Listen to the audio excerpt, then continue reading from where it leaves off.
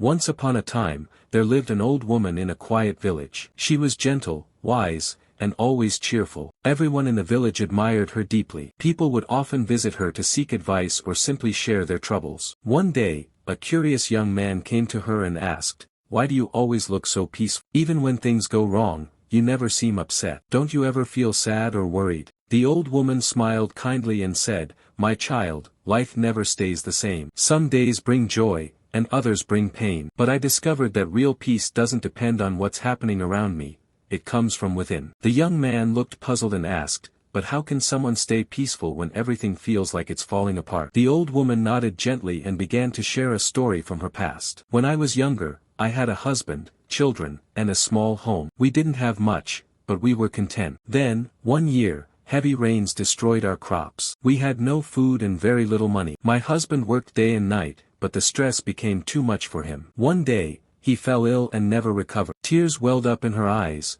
but her voice stayed calm. "That was the darkest time of my life. I felt broken. I cried myself to sleep every night, wondering how I would raise my children alone. I had every reason to give up. But after weeks of sadness, I looked at my children's faces and realized they still needed me. I couldn't let my pain become their pain." The young man listened quietly as she continued. "So I started small. I woke up each morning and found just one thing to smile about. Sometimes it was the birds singing outside. Sometimes it was the laughter of my children. Slowly, I taught myself to stop waiting for happiness to come from outside and started creating it inside." The young man asked, "But weren't you angry at life? Didn't you feel like it was unfair?" She nodded. "Of course I did. I had moments of anger, of grief. But I also realized that pain is a part of life. Everyone suffers in some way. What makes the difference is how we respond. I chose not to let the pain take away everything else." He leaned forward and asked, "So, what do you do when things go wrong now?" The old woman smiled and said, "Every morning,